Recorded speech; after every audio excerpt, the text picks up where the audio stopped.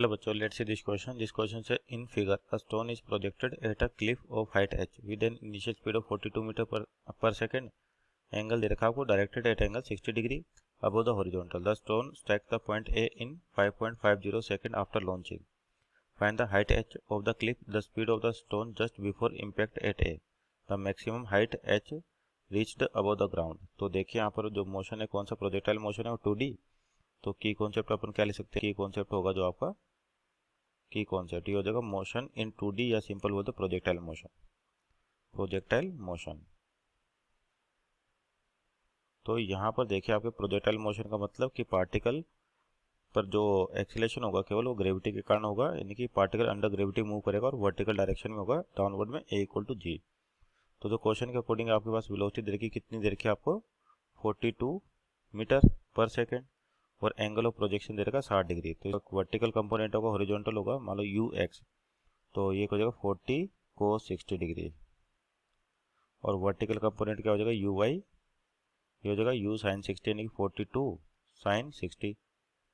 तो ये तो cos 60 तो कितना 1/2 हो गया यानी कि 21 मीटर पर सेकेंड और ये कितना हो जाएगा आपके पास 42 sin 60 √3/2 यानी कि 21 √3 मीटर पर सेकेंड. तो मान लीजिए सबसे पहले Hmax निकाले आपका, तो Hmax की वैल्यू जो होती है आपके पास U²/2G और कौन सा कंपोनेंट वर्टिकल कंपोनेंट, क्योंकि वर्टिकल कंपोनेंट इसको ऊपर लेके जा रहा तो UY² 2G, तो यानी कि 21 √3 का स्क्वायर डिवाइड बाई 2G 2 × 10.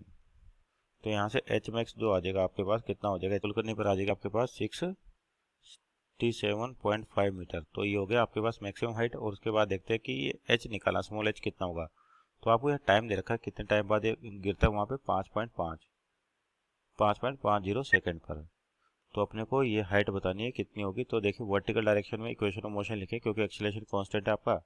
तो in vertical direction S = UT + ½ AT², S = UT + ½ AT². तो यहाँ पे S का मतलब H और कौन सी डायरेक्शन में ले रहे हैं अपन, इन Y डायरेक्शन. तो Y डायरेक्शन में जो इसकी वेलोसिटी है आपके पास ये 21 √3 और टाइम दे रखा 5.50 सेकेंड प्लस हाफ एक्सीलरेशन होगा G के बराबर यानी कि -10 डाउनवर्ड डायरेक्शन में इसलिए, और टाइम है 5.5 का स्क्वायर 50 का स्क्वायर. तो यहाँ से जो H की वैल्यू आ जाएगी आपके पास, यानी कि सोल्व करें यहाँ पर, तो जो हाइट हो जाएगी आपके पास वो वैल्यू कितनी आएगी, लगभग आपके पास 51.8 मीटर.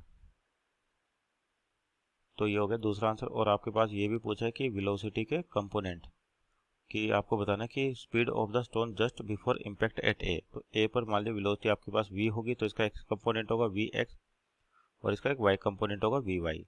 तो हॉरिजॉन्टल डायरेक्शन में कोई एक्सेलरेशन, इसका मतलब जो हॉरिजॉन्टल कंपोनेंट VX है ये UX के बराबर रहेगा. तो वैल्यू आ जाएगी 21 मीटर पर सेकेंड. तो यानी कि x कंपोनेंट तो हो गया वेलोसिटी का 21. y कंपोनेंट के लिए फिर से इक्वेशन ऑफ मोशन यूज करें तो आपके पास क्या होगा VY = UY + AT sorry square नहीं, यहाँ पे UY की वैल्यू कितनी है अपने पास 21 √3 माइनस A की वैल्यू G के बराबर यानी कि -10 × T 5.50. तो यहाँ से वर्टिकल कंपोनेंट आ जाएगा वेलोसिटी का जो कितना हो जाएगा 21 √3 माइनस 55. तो ये यार आपके पास यहाँ पे माइनस करने पर ये तो हो गया 36.37 -55 तो वैल्यू क्या हो जाएगी, नेगेटिव में आ गया आपके पास 18.6 मीटर पर सेकेंड. किसमें आएगी नेगेटिव. तो नेगेटिव साइन क्या इंडिकेट कर रहा है कि आपके पास जो वेलोसिटी है वो डाउनवर्ड डायरेक्शन में है. तो केवल मैग्नीट्यूड की बात करें यहाँ पर तो VY की वैल्यू हो जाएगी 18.6 मीटर पर सेकेंड. तो आपके पास जो स्पीड हो जाएगी V, ये क्या हो जाएगा √VX का स्क्वायर प्लस VY का स्क्वायर. तो VX आपके पास कितनी 21, तो 21 का स्क्वायर प्लस 18.6 का स्क्वायर. तो यहाँ पर सॉल्व करने पर वैल्यू आ रही है आपके पास 27.4 मीटर पर सेकेंड. तो ये आपकी स्पीड होगी फाइनल आंसर. तो जो स्पीड पूछी थी फाइनल 27.4, हाइट पूछी कितनी होगी 51.8 और मैक्सिमम हाइट कितनी है आपके पास 67.5 meter. Hope you understood well. Best of luck.